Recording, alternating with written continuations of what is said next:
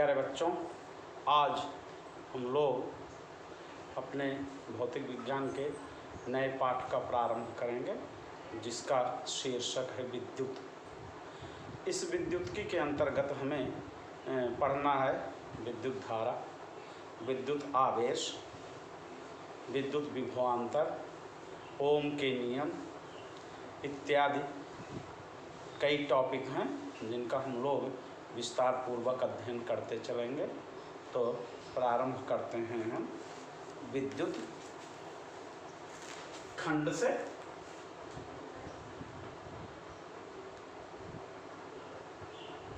विद्युत तो अंग्रेजी में इसको इलेक्ट्रिसिटी कहते हैं।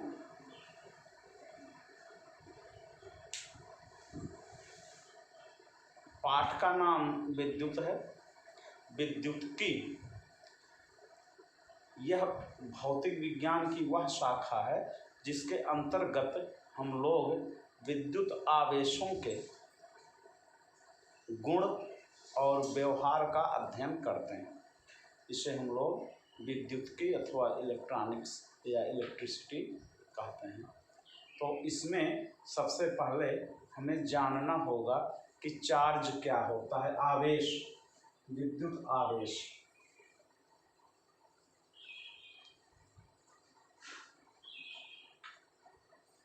विद्युत आवेश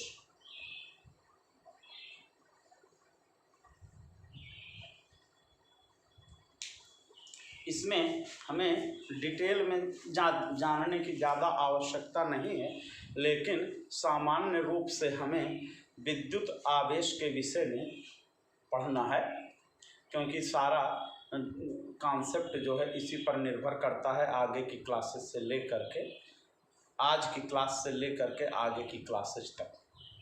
तो यहाँ पर हम जब पदार्थों के परमाणु मॉडल का अध्ययन करते हैं, जो एटॉमिक मॉडल है, एटॉमिक मॉडल ऑफ एलिमेंट्स, तो उसमें हमें ये मिलता है कि परमाणु के 3 मौलिक कण होते हैं। 3 मौलिक कण हैं ये, प्रोटॉन, न्यूट्रॉन और इलेक्ट्रॉन। ये 3 मौलिक कण होते हैं और किसी तत्व के परमाणु में इनकी एक निश्चित व्यवस्था होती है। उस व्यवस्था के अंतर्गत ही ये उस परमाणु में रहते हैं। जैसे प्रोटॉन और न्यूट्रॉन नाभिक के अंदर पैक होते हैं क्लोजली, यानी बहुत कम्पैक्ट रूप में ये पैक होते हैं, बहुत छोटे से क्षेत्र में पैक होते हैं, जिसे हम लोग परमाणु का नाभिक कहते हैं। ये जैसे मान लीजिए कि ये परमाणु है, तो इसके बीच का हिस्सा ये, तो इसमें प्रोटॉन और न्यूट्रॉन ये दोनों पैक होते हैं।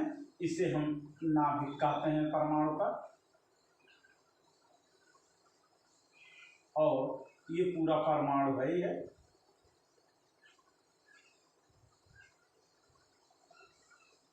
तो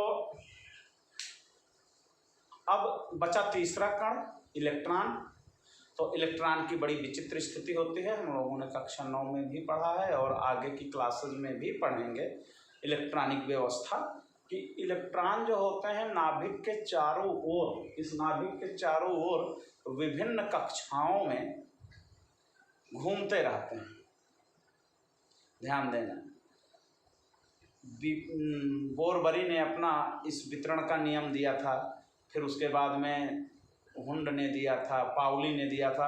तो इन सब के बारे में हमें डिटेल में नहीं पढ़ना है, केवल हमें ये समझना है कि इलेक्ट्रॉन जो है नाभिक के चारों ओर विभिन्न कक्षाओं में घूमते हैं और प्रोटॉन और न्यूट्रॉन जो होते हैं वह नाभिक में पैक होते हैं, एकदम बंद होते हैं, उनका मूवमेंट नहीं होता है।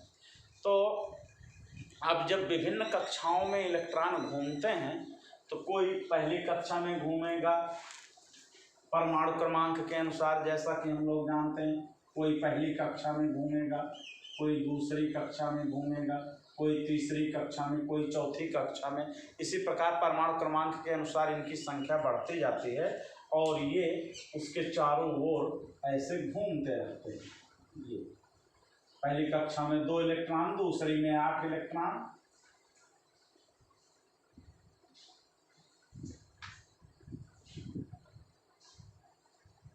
ऐसे कक्षाएं बढ़ती जाती हैं, तो कोई ज़रूरी नहीं है कि बाहरी कक्षा में निश्चित इलेक्ट्रॉन ही हो। अलग अलग परमाणुओं के बाहरी कक्षा में अलग अलग इलेक्ट्रॉन होते हैं, अलग अलग तत्वों के परमाणुओं के। तो जो सबसे बाहरी कक्षा के इलेक्ट्रॉन होते हैं, ध्यान देना कि जैसे जैसे इसका आकार बढ़ता जाता है, नाभिक का आकार बढ़ता जाता है, तो इसमें इलेक्ट्रॉन जो होते हैं नाभिक से दूर होते जाते हैं। कक्षा 11-12 में आप पढ़ेंगे कि प्रोटॉन और न्यूट्रॉन के बीच में एक आकर्षण बल कार्य करता है, जो इलेक्ट्रॉनों को उनको अपनी कक्षाओं में घूमने के लिए विवश किए रहता है। वो कक्षा छोड़ करके जा नहीं सकते जब तक कि उनको कोई और ऊर्जा बाहर से न दी जाए। तो जो सबसे बाहरी कक्षा के इलेक्ट्रॉन होते हैं, जब दूर जाने लगते हैं, कक्षा बड़ी बड़ी होने लगती है, पहली कक्षा एकदम पास में है, दूसरी कक्षा उससे दूर, तीसरी कक्षा, ऐसे करते करते परमाणु क्रमांक के हिसाब से जब इनकी कक्षाएं बढ़ने लगती हैं, तो जो सबसे बाहरी कक्षा के इलेक्ट्रॉन होते हैं उन पर इनका प्रभाव कम हो जाता है। किसका? प्रोटॉनों का आकर्षण बल जो है कम हो जाता है, और ऐसे इलेक्ट्रॉन जो हैं ये छोड़ करके अपनी कक्षा को अपने तत्व के सतह पर आ जाते हैं। ऐसे इलेक्ट्रॉनों को हम लोग मुक्त इलेक्ट्रॉन कहते हैं। मुक्त इलेक्ट्रॉन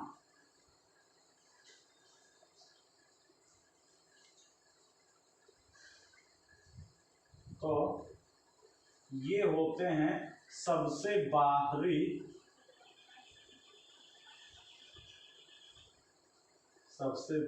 यानी बाह्यतम, सबसे बाहरी कक्षा के इलेक्ट्रॉन जिन पर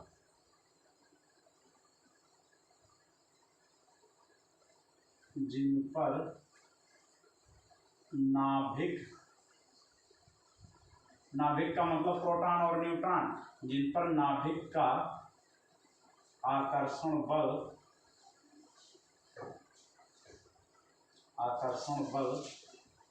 नगण्य होता है, ऐसे इलेक्ट्रॉनों को हम लोग मुक्त इलेक्ट्रॉन कहते हैं।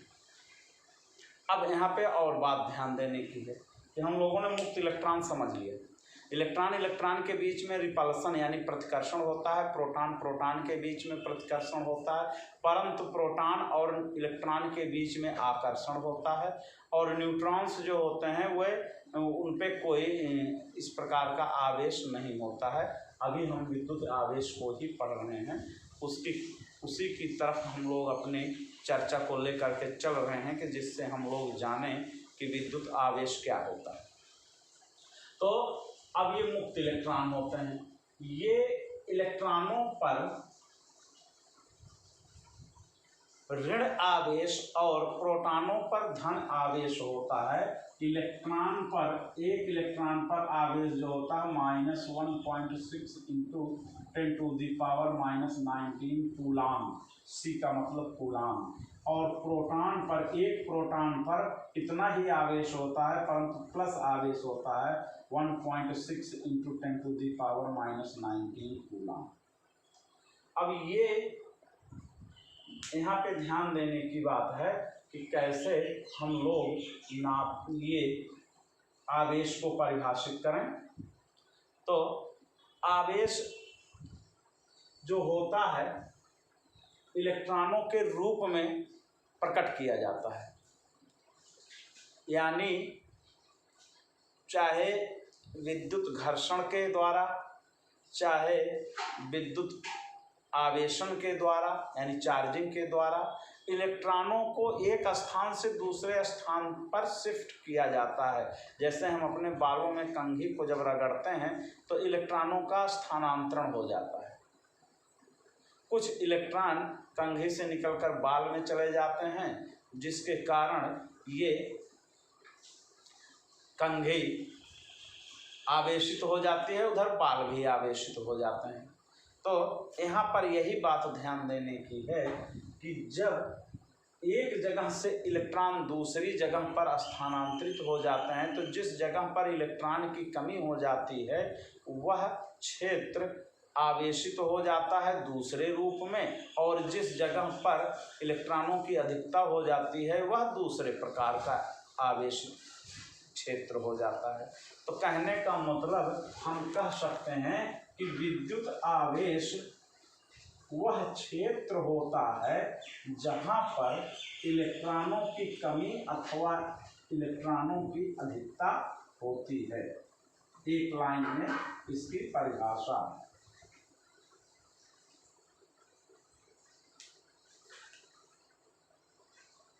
विद्युत आवेश वह क्षेत्र होता है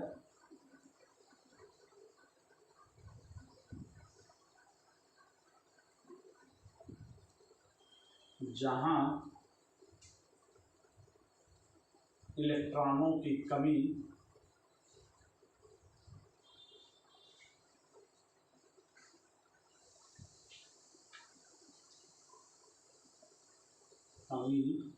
अथवा अधिकता होती है।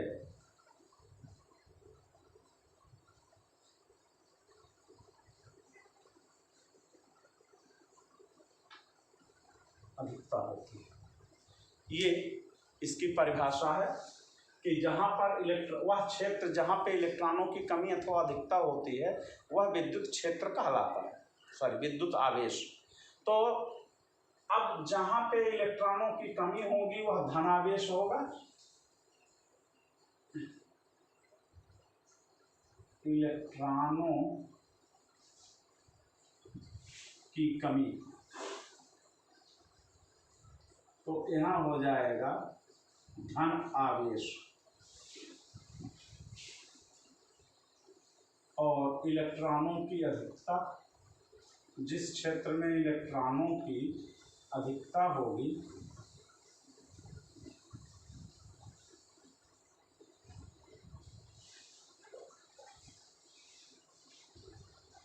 वह क्षेत्र जो होगा वो ऋण आवेश बोला जाएगा।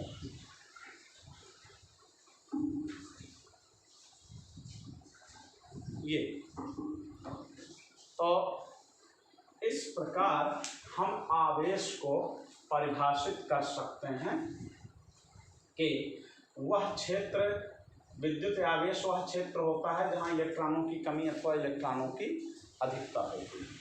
अब इसके आधार पर हम यह निष्कर्ष निकालते हैं, हम इस निष्कर्ष पर पहुंचते हैं कि कोई भी आवेश जो होता है वो इलेक्ट्रॉनों की संख्या के रूप में ही व्यक्त किया जा सकता है, यानी व्यक्त किया जाता है। अब वह संख्या जो है इलेक्ट्रॉनों के गुणांक के रूप में होती है, जैसे 1.6 × 10⁻⁻19 कूलाम हमने कहा, तो यह एक इलेक्ट्रॉन का आवेश हुआ। अब कोई भी आवेश हो, इसका दुगुना हो सकता है, 3 गुना हो सकता है, 4 गुना हो सकता है, इस प्रकार से होगा। इसका आधा, चौथाई या 3/4 इस रूप में भिन्न के रूप में कोई आवेश नहीं होता है। तो आवेश का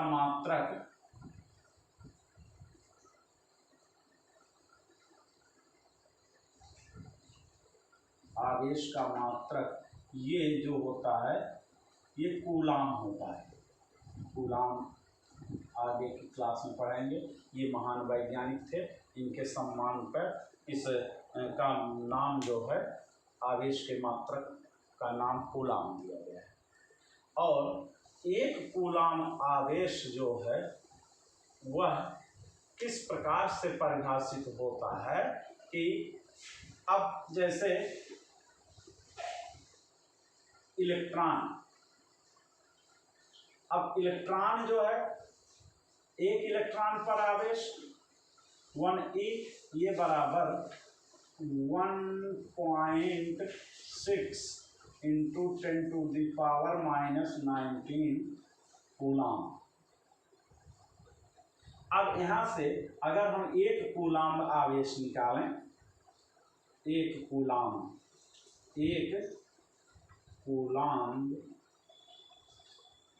आवेश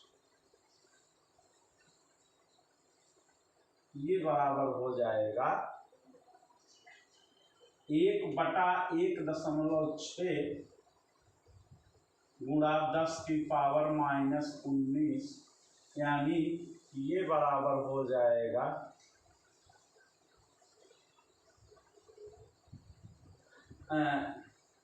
10⁻⁻19 ऊपर चला गया। अब इसको आप कर सकते हैं 10/16,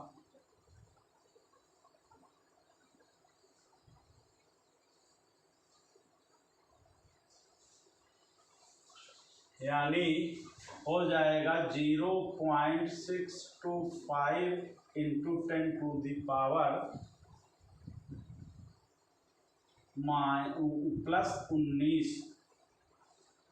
अगर आप ऐसे लिखना चाहें तो ये हो जाएगा 625 गुणा 10⁻16 इलेक्ट्रॉन,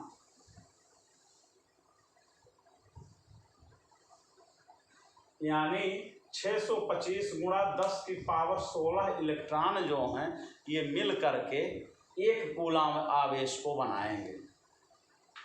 ऐसा इसका कॉन्सेप्ट है। तो कोई भी आवेश जो होता है वो इलेक्ट्रॉनों के गुणनफल, इलेक्ट्रॉनों के आवेश यानी इलेक्ट्रॉनिक आवेश के पूर्ण गुणांक के बराबर होता है।